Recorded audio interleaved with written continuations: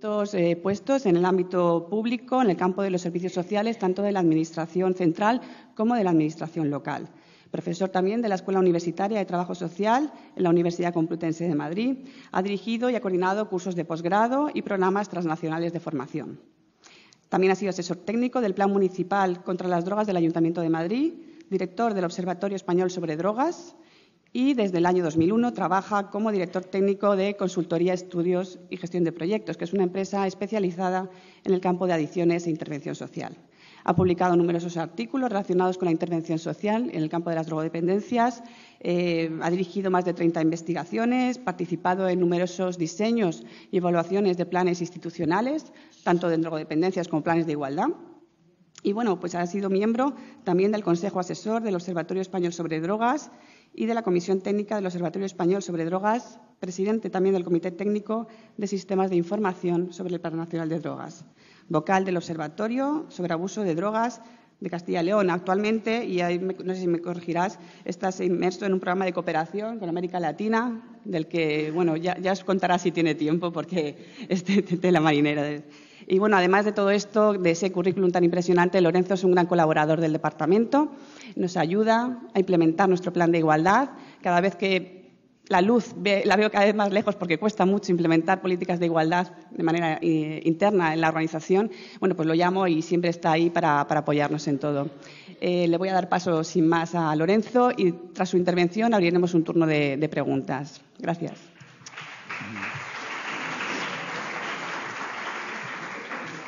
Bueno, en primer lugar agradecer a Paloma su generosa presentación. Lo único que me interesa es que os quedéis con la última parte, ¿no? Es que en lo esencial mi interés y la razón que justifica mi presencia en este acto hoy es la de continuar pues favoreciendo o contribuyendo por lo menos a la mejora de la implementación pues en general de programas en el ámbito social y particularmente también y específicamente en el campo de la igualdad de oportunidades, ¿no? Me han pedido que hable sobre adicciones y otras conductas desadaptadas y lo primero que me gustaría de alguna manera es matizar el título de la ponencia, ¿no? Si veis, el título de la ponencia es Fenómenos que preocupan, los consumos de droga y otras conductas desadaptadas.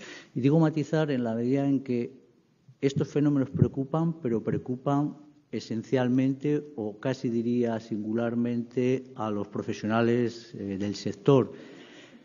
¿Por qué hago este matiz? Pues porque asistimos a una situación tremendamente paradójica. Y es la siguiente. No solo las adicciones, sino el conjunto de conductas desadaptadas tienen una importantísima prevalencia en nuestra sociedad y además están generando muchos problemas a todos los niveles, a nivel familiar, a nivel social, etcétera, ¿no? Pero paradójicamente en este momento esos problemas preocupan muy poco a los propios adolescentes, preocupan bastante poco a sus padres y al público en general, ¿no? Y también como consecuencia, digamos, de esta despreocupación, cada vez empiezan a preocupar menos a los responsables políticos, ¿no?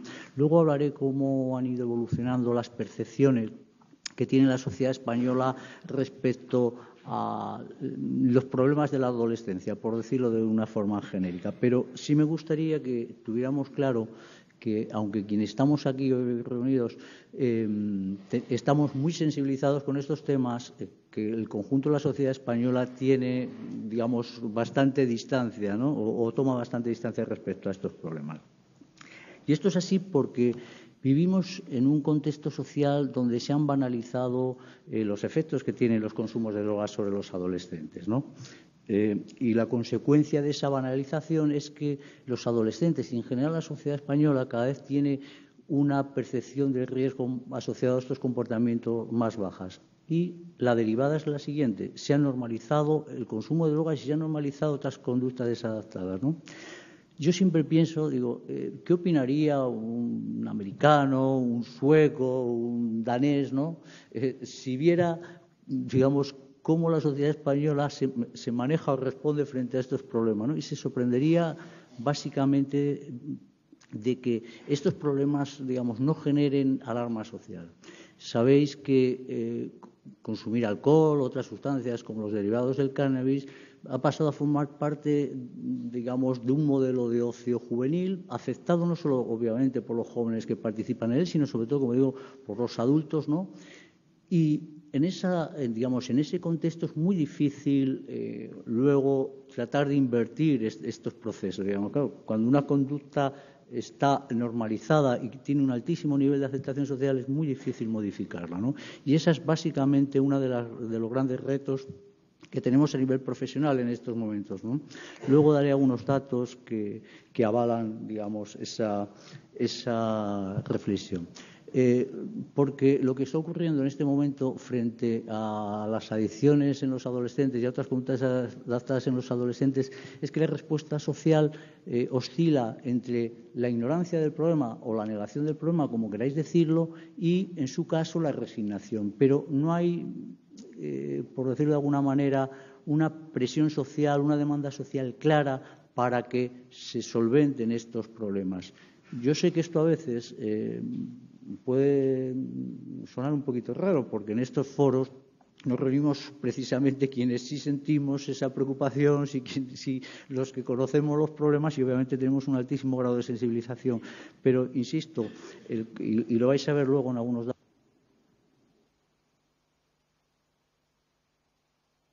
la ciudadanía en general no percibe, digamos, gran alarma o gran preocupación acerca de estos problemas. Os presentaré simplemente algunos datos. Os decía al principio de mi intervención que los consumos de drogas y otras conductas desadaptadas tienen una importante presencia social. Ahí veis los resultados de la última encuesta escolar que realiza el Plan Nacional sobre Drogas. Son datos del año 2010, no ha publicado todavía los resultados del año 2012, pero ahí veis, por ejemplo, que el contacto con las sustancias, digamos, los niveles de experimentación con las sustancias, tanto legales como ilegales, es muy alto. Pensad que estamos hablando, o que estos datos se refieren a una población de entre 14 y 18 años. El 90%, digamos, de la muestra de estas encuestas se corresponde con adolescentes menores de edad, ¿no?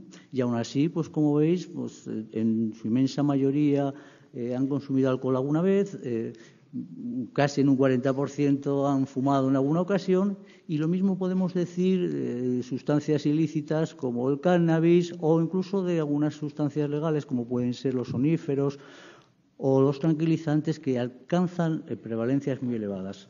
Bueno, podríamos decir, bueno, bien, estas prácticas tienen unas prevalencias muy elevadas, pero bueno, son consumos experimentales. Lo cierto es que también cuando analizamos las frecuencias de uso de sustancias en intervalos más próximos, estos datos que estáis viendo ahora se refieren a la prevalencia de los consumos en los últimos 30 días, vemos que un elevado porcentaje también de adolescentes sigue consumiendo sustancias, digamos, de forma, no digamos ya irregular, pero sí al menos con una frecuencia mínima de una vez al mes, ¿no? Y veis que hay pues un 63% de adolescentes que consumen alcohol, tenemos casi 1 de cada 4 que consume tabaco, tenemos un 17% de adolescentes que consumen cannabis, que consumieron cannabis en el último mes, y también tenemos un consumo inusualmente muy elevado de tranquilizantes y soníferos, y obviamente ya empieza un decalaje en lo que se refieren a otras drogas ilícitas distintas de los derivados del cannabis, ¿no? Decía que no solo los consumos de drogas están, digamos, bastante generalizados entre los adolescentes, sino que además entre los adolescentes empezamos a constatar que empieza a haber ya consumos abusivos o problemáticos, como queramos denominarlo, ¿no?, de sustancias. Es conocido, está claro, en el caso del alcohol. Tenemos un dato que nos debería preocupar, y es el hecho de que al menos 1 de cada 3 adolescentes afirma haberse emborrachado en el último mes, lo que da una idea de que estamos ante comportamientos que no son, por decirlo de alguna forma, anecdóticos, ¿no? Es decir, ya tienen un rango destacado, ¿no? Podríamos decir lo mismo respecto a la participación en los atracones de consumo de alcohol. Es decir, sabéis que este concepto se refiere a la ingesta de 5 o más consumiciones alcohólicas en un intervalo muy breve de tiempo, de 2 horas. Y, como veis, la prevalencia es prácticamente la misma de aquellos que se han emborrachado en este periodo, como parece por otra parte lógico, ¿no? Tenemos un 12% de fumadores diarios y también tenemos aproximadamente un 5% de consumidores problemáticos de alcohol. Básicamente se corresponde con la población adolescente, pues, que tiene un patrón de consumo diario, cuasi diario, y coincide también, pues, con un cuestionario de screening que se ha utilizado en la última encuesta y cuyos resultados estamos viendo, ¿no? También vemos que las edades de inicio del consumo se siguen manteniendo de todas las sustancias muy bajas. El tabaco es la sustancia, digamos, con la que en general se mantiene un primer contacto, luego es el alcohol, luego el cannabis, pero en todo caso, como veis, paradójicamente, y hablando de población muy joven, el contacto con las sustancias se produce en edades muy reducidas. Primero, son las drogas, digamos, de carácter legal las que suelen, digamos, liderar el ranking, y progresivamente se va trasladando, digamos, las edades o la mayor precocidad en el contacto con las sustancias a las drogas ilícitas, en función sobre todo de la percepción de estas sustancias. El cannabis lidera, digamos, el contacto con el mundo de las drogas ilícitas, y así sucesivamente. Bueno, es lógico pensar que, puesto que, como os decía, como el uso de sustancias entre los adolescentes está muy generalizado, que lógicamente la percepción que tienen los adolescentes sobre los riesgos asociados al uso de esta sustancia esté de alguna manera acompasada, ¿no? Sabéis que en el ámbito de las adicciones existe una importante asociación entre la percepción de riesgo que implica el uso de una sustancia y los niveles de consumo, de tal manera que cuanto más bajo es el riesgo asociado al uso de una sustancia, mayor probabilidad hay de que el consumo de esa sustancia sea mayor, ¿no? Y ahí podéis ver algún dato de interés, son los que aparecen marcado en rojo. Por ejemplo, ver que únicamente el 29% de los adolescentes considera que consumir tabaco alguna vez puede suponer muchos o bastante riesgo para su salud o de otro tipo, ¿no? Claro, diréis, bueno, es verdad que consumir alguna vez tabaco no implicará mayores riesgos. Lo que sí sabemos quienes trabajamos en el ámbito de las adicciones es que el tabaco es una de las sustancias con mayor potencial adictivo, y donde sabemos que los índices de continuidad entre quien prueba alguna vez el tabaco y quien acaba luego consumiéndolo en el último mes o diariamente son muy elevados, ¿no? Es decir, que quien se suele iniciar al uso, digamos, al consumo de tabaco tiene un riesgo muy elevado de acabar manteniendo esta conducta en el tiempo.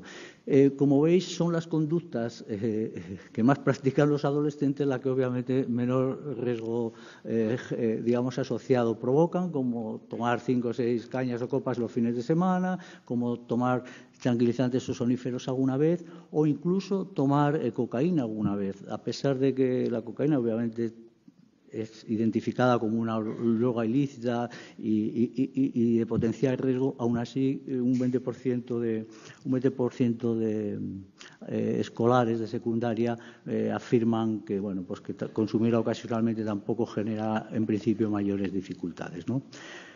Bueno, por sintetizar, asistimos en un momento donde los consumos de drogas parecen estar, digamos, reduciéndose en general.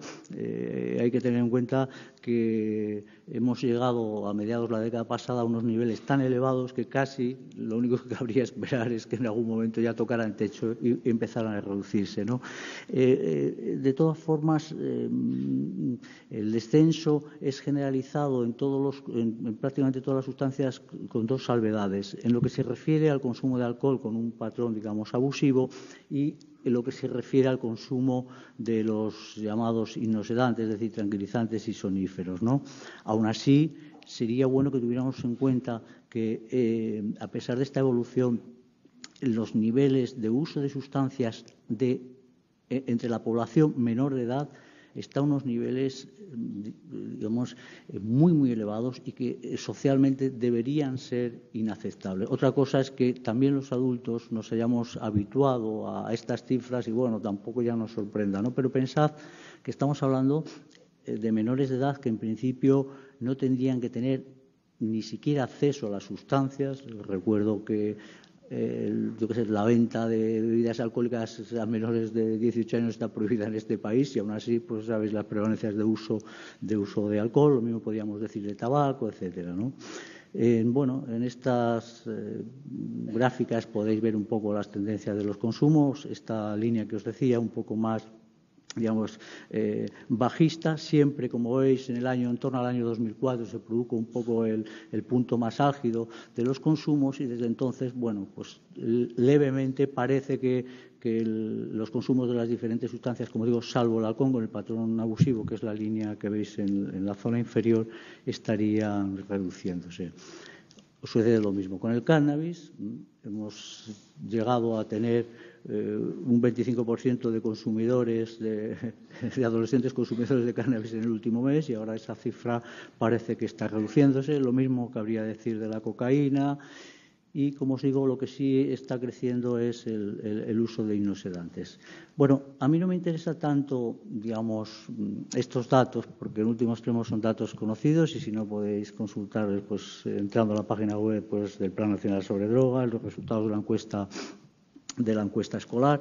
Pero sí me gustaría decir que, aunque parece que hemos empezado de alguna manera en una senda de reducción de los consumos de sustancias, los patrones de mayor riesgo no están reduciéndose y dos, que tenemos, como veis, en esta evolución de las edades de inicio del consumo, un riesgo potencial. Es decir, lo que no se ha conseguido todavía es reducir de forma clara, aumentar de forma clara la edad de contacto, del primer contacto con las sustancias. Por tanto, tenemos ahí un potencial de riesgo bastante elevado, ¿no? A mí me interesa más hoy hablar de la percepción de los problemas y relacionados con las drogas y con otras conductas desadaptadas. Lo primero que me gustaría deciros es que el problema de las drogas entre la población general española ha pasado a ocupar una posición residual. Quienes llevamos ya bastantes años en este tema, hemos visto cómo el problema de las drogas ha pasado de ser una de las mayores prioridades del país a convertirse, como os digo, en un fenómeno residual, ¿no? No ocurre solo con el problema de las drogas, está ocurriendo en general con todos los problemas sociales. Ahora os facilitaré unos datos, también los problemas relacionados con la juventud o los problemas de índole social o los problemas relacionados, por ejemplo, con la violencia de género ocupan posiciones testimoniales en la preocupación de los ciudadanos, ¿no? Y eso, en gran parte, muchas veces está relacionado con el tratamiento que los medios de comunicación han dado al problema.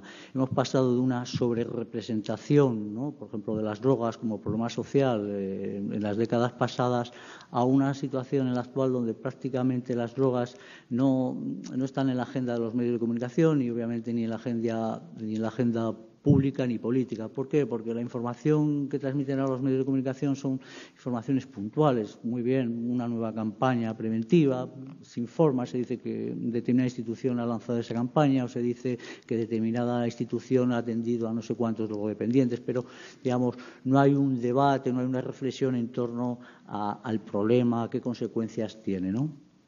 En la transparencia que estáis viendo ahora en pantalla recoge los datos del último barómetro publicado por el Centro de Investigaciones Sociológicas.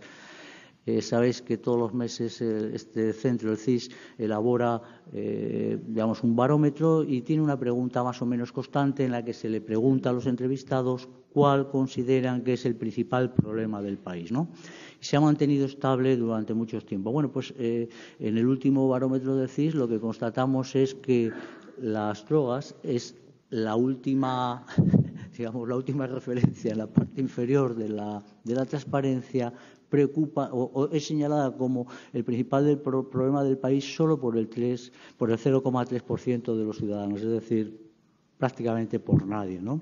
Lidera siempre la preocupación, los temas relacionados con el desempleo, la situación económica o con la política, digamos, la corrupción o el desempeño político. Pero veréis que solo los problemas de índole social son señalados como el principal problema del país por un 5% de la población, con la que está cayendo. Quiero decir, en un contexto de crisis social, de problemas sociales muy importantes, ¿no?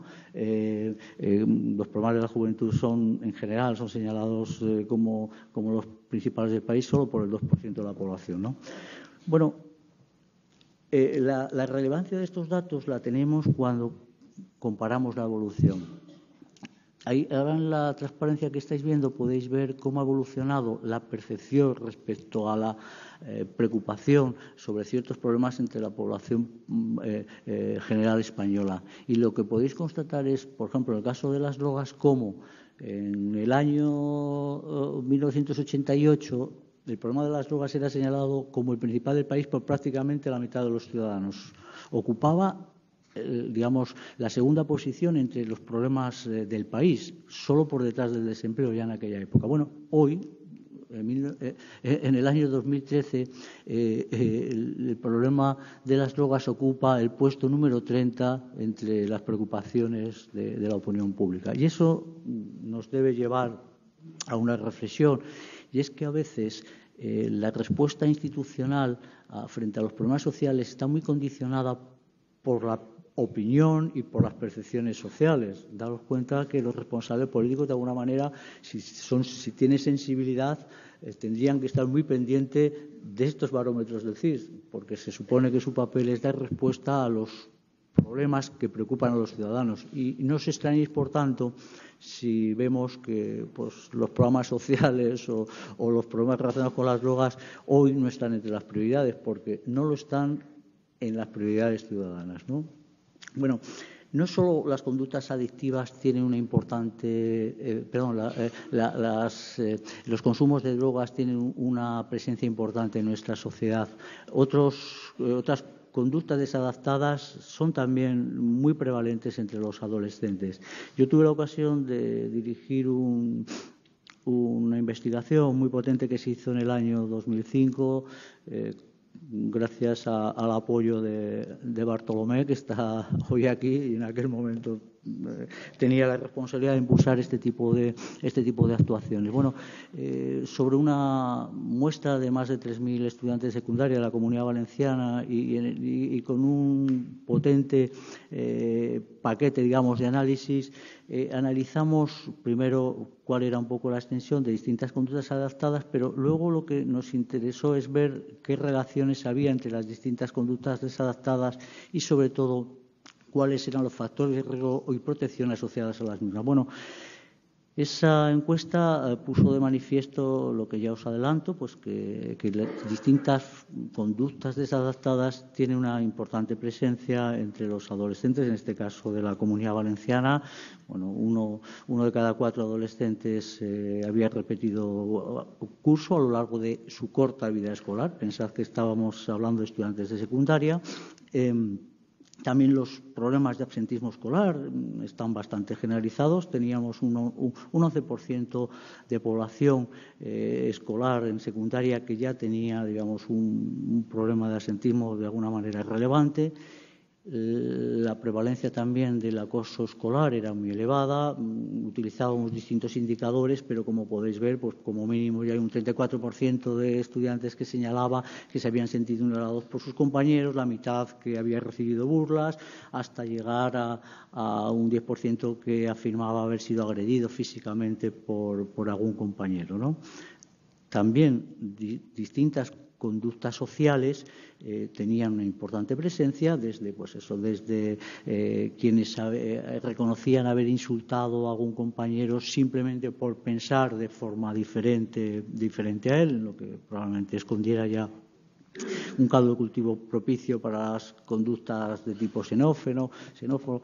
También teníamos casi un 20% de adolescentes que habían participado pues en peleas callejeras, actos vandálicos, etcétera. Y ya, digamos, en el nivel inferior ya teníamos un 3% de estudiantes que habían sido detenidos ya en alguna ocasión por cometer algún delito o alguna falta grave. Lo relevante de esta investigación, más allá de estos datos, es que estableció que había una importantísima interdependencia o interconexión entre todas las conductas desadaptadas, ¿no? Particularmente en las que analizamos en el contexto de la investigación, que era el consumo abusivo de alcohol, el consumo habitual de cannabis, el consumo experimental de drogas ilícitas como cocaína, éxtasis o heroína, y el ejercicio del acoso escolar, la implicación en conductas antisociales o el fracaso escolar, ¿no? Eso significaba que esta interdependencia entre todas estas conductas significaba que la presencia de cualquiera de esas conductas incrementaba la probabilidad de que aparecieran las siguientes, ¿no? Y este es un fenómeno que la investigación, digamos, evidenció con una nitidez clarísima, pasmosa, digamos, la cercanía en todas estas conductas desadaptadas y antisociales en los adolescentes es tal que, como pudimos comprobar, compartían hasta 45 factores de riesgo de protección comunes. Es decir, cuando hacíamos análisis de regresión logística, veíamos factores asociados de riesgo asociados al consumo abusivo de alcohol y empezábamos a establecer factores que ya conocéis, pues relacionados pues, con el ámbito familiar, las malas relaciones padres-hijos, la ausencia de supervisión, etcétera, escolar, digamos, son todos los factores de riesgo que en el ámbito social identificamos casi de forma natural, bueno, pues nos aparecían asociados al consumo abusivo de alcohol, al consumo habitual de cannabis, al consumo experimental de drogas ilícitas, al fracaso escolar, al acoso escolar, a la implicación en conductas, digamos, ya abiertamente antisociales, ¿no? Lógicamente eso ya abrió un espacio para reflexión y era el que deberíamos empezar a pensar en la posibilidad y en la viabilidad de que muchos de los programas de prevención que estamos dirigiendo a adolescentes pudieran tener, digamos, una orientación más genérica, aquello de prevenir conductas desadaptadas y no centrarnos exclusivamente en la prevención del uso de sustancias o la prevención del absentismo escolar o la prevención del acoso escolar, ¿no? Porque, como os decía, compartimos o estas conductas comparten un tronco común. Este sería, por decirlo de alguna manera, la situación del problema y me interesaría, por ir cerrando mi intervención, analizar cuáles son las respuestas que hemos ido generando tanto desde el punto de vista de las instituciones o, si queréis, del ámbito de lo político y también luego lo veremos del ámbito de lo técnico, de lo profesional, ¿no? Bueno, la respuesta en el ámbito institucional es conocida. Estamos en un contexto donde se está reduciendo de forma muy importante los recursos disponibles. Sabéis que estas políticas de control de gasto público están teniendo como derivada que se está reduciendo también en general los recursos disponibles para apoyar programas y servicios dirigidos a atender las necesidades que estamos viendo en esta jornada, ¿no? Este es un dato, claro, que lógicamente tiene consecuencias. La reducción de los recursos está lógicamente haciendo mella en la calidad de muchos servicios públicos, desde la educación, la sanidad. Pero en el ámbito, por ejemplo, de la intervención de drogodependencias es especialmente grave porque no estamos ante una estructura consolidada. Estábamos de alguna manera construyendo todavía nuestra casa, no teníamos la cubierta, no teníamos todavía, digamos, consolidadas las políticas en el ámbito de la prevención y el tratamiento de las drogodependencias, ¿no? Por tanto, esta crisis en cuanto al gasto, esta reducción de recursos es mucho más grave en nuestro sector, por decirlo de alguna manera, que en otros, porque en la educación se podrá, digamos, deteriorar la calidad, podrá haber menos profesores, pero en lo sustancial se mantiene, digamos, la oferta de servicios, los escolares tendrán garantizada el acceso a la educación secundaria, etcétera. En el ámbito de las adicciones eso ya no ocurre. No me refiero a esta comunidad autónoma, hablo en general. Estamos viendo cómo se están desmantelando en algunas comunidades autónomas los equipos de prevención, que durante muchos años han estado un poco centralizando, coordinando este tipo de actuaciones. Claro, si te quedas sin estructura que de alguna manera lidere, coordine las actuaciones preventivas sobre el terreno, ¿cómo implementamos luego programas de prevención dirigidos a adolescentes en situación de riesgo? Bueno, hay también una clara falta de liderazgo político. Parecería que la política fuera un arte que solo tuviera que ver con la gestión de la abundancia, ¿no? Es muy fácil ser responsable político en momentos de bonanza económica, donde bueno, uno tiene la posibilidad de poner en marcha nuevas iniciativas porque tiene recursos. Pero en época de crisis parece que se ha instaurado esa falta de liderazgo. Es muy importante que nuestros responsables políticos definan en el contexto actual, en un contexto, digamos, donde la ausencia de recursos no tiene un carácter coyuntural, probablemente, luego me referiré a eso, este déficit o esta escasez de recursos la vamos a soportar durante muchos más años, incluso aunque repunte en el breve plazo la economía, ¿no? Y necesitamos que se nos definan cuáles son las prioridades políticas y se nos garanticen unos recursos más reducidos que los que hasta ahora, de acuerdo, pero se nos diga cuáles son, digamos, cuál es la hoja de ruta que en el ámbito de la intervención con los adolescentes se va a seguir, ¿no? De aquí en el futuro, ¿no? Y eso implica también una redefinición de lo que son los escenarios futuros de la intervención. Os lo voy a decir con absoluta claridad. Mi opinión es que nunca vamos a volver al estado anterior a la crisis. Podrá crecer muchísimo la economía, pero, digamos, lo que hemos vivido en los últimos años es la aceleración de un fenómeno o de un proceso que ya se había iniciado incluso hace varias décadas, que es un poco la reconversión del estado de bienestar como lo habíamos conocido, ¿no?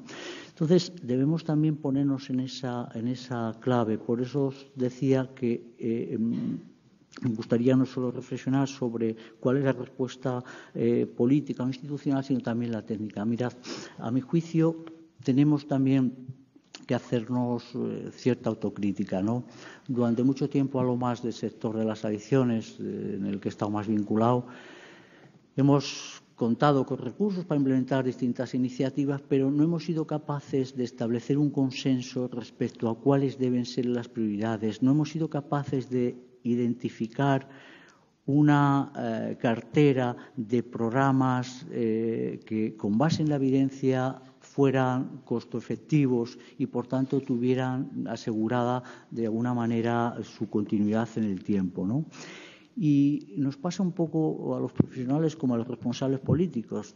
También tenemos una falta de liderazgo político frente a una situación como la actual. La respuesta de los profesionales es denunciar, digamos, la reducción de recursos, y eso está bien, creo que además es necesario, lógicamente, hacerlo, pero tenemos que ser capaces de buscar nuevas soluciones, nuevas estrategias adecuadas a un contexto social y económico que, como os digo, ya es diferente y que nos obliga a trabajar con una nueva perspectiva, que es la de la eficiencia en la gestión de los recursos públicos, ¿no? Mirad, ahora cada vez más las instituciones empiezan a exigir a los programas de carácter social no solo que sean que hayan demostrado su efectividad para cumplir los objetivos, sino que además sean eficientes. Es decir, que la relación coste-beneficio sea favorable a los beneficios. Es decir, uno puede tener un programa muy bien diseñado, muy bien construido, pero si ese programa es muy caro, no va a tener continuidad. Y os digo que debemos ser capaces de establecer consensos en torno a cómo queremos que sea el futuro en nuestro ámbito de intervención, porque la situación actual, digamos, seguir haciendo lo mismo ya no es una respuesta válida, y no lo es por una doble razón: por un criterio de índole ético-moral, en la medida en que lo que no podemos hacer de alguna manera es obviar que la responsabilidad que tienen las instituciones es de asegurar respuestas efectivas para preservar la salud y el bienestar, en este caso de la población adolescente, o incluso una atención a aquellas personas que tengan algún problema de adicción con las sustancias o de algún otro tipo. Pero además, la situación actual no se puede mantener por mucho tiempo por esta lógica que os digo yo, más de índole económica.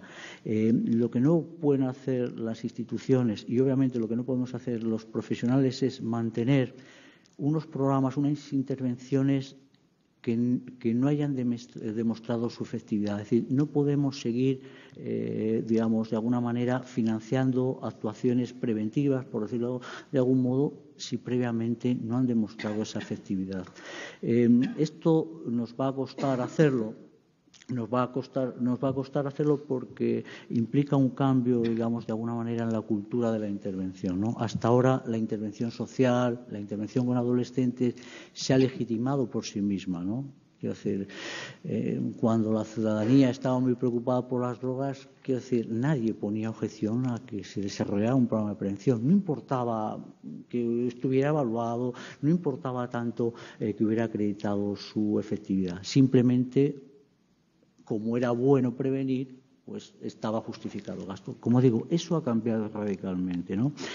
Y trabajar en la cultura de la calidad es nuestra única alternativa. Yo sé que algunas personas dirán, en este contexto donde nos están reducidos recursos, les parece un contrasentido decir que es importante trabajar en la cultura de la calidad, pero paradójicamente la cultura de la calidad es lo que nos ayuda a diseñar de forma correcta nuestras intervenciones y sobre todo a ser eficientes en nuestras intervenciones, ¿no?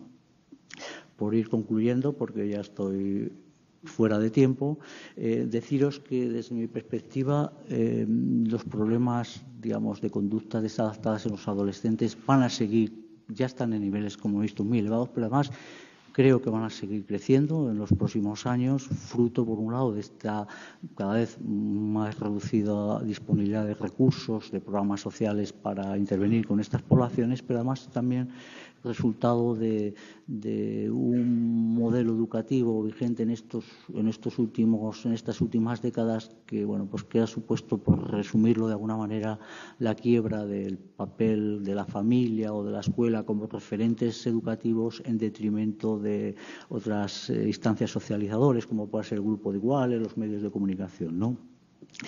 La segunda reflexión que quería trasladaros es que debemos cada vez más trabajar en esta sinergia entre los recursos sociales cada vez más escasos y procurar que muchas veces los programas de prevención que dejamos a la población adolescente traten de incidir en todas las conductas desadaptadas que hemos estado viendo, pues porque, como os decía, tienen un sustrato común, ¿no?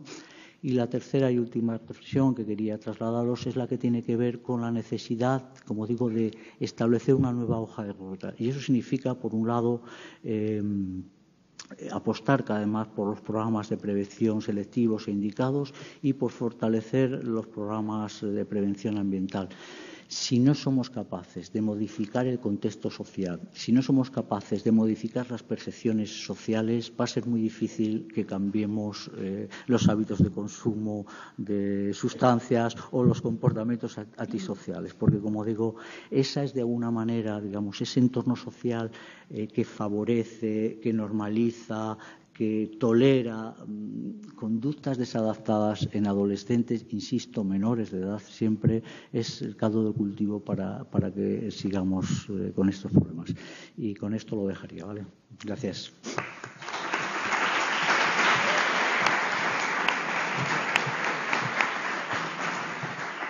Muchísimas gracias, Lorenzo, por tu exposición, por aportar tantísimos datos de enorme interés. Me quedo con lo del barómetro del CIS, que solo el 0,3% de los ciudadanos lo consideran un problema prioritario. Es para reflexionar, cuanto menos, ¿no? Y con aquello de que la respuesta institucional, la respuesta política, está condicionada siempre por esa percepción social. Si no hay percepción social, no hay respuesta institucional. habría que ver también qué parte tienen ahí los medios de comunicación de responsabilidad. A partir de ahora os toca a vosotros, se abre un turno de preguntas, de reflexiones. Os pido, eso sí, por los tiempos, que siempre sabéis que van justitos, concreción en las intervenciones. Y Lorenzo estará gustoso de contestar a todas vuestras preguntas. Hay un micro en la sala. Está allí el micro, sí. Si quiere alguien intervenir, mano alzada y le damos la palabra.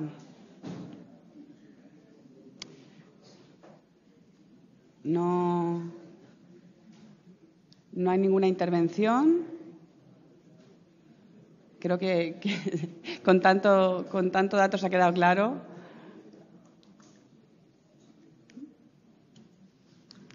¿No hay ninguna intervención? Sí, mira, ahí hay una mano levantada. Sí.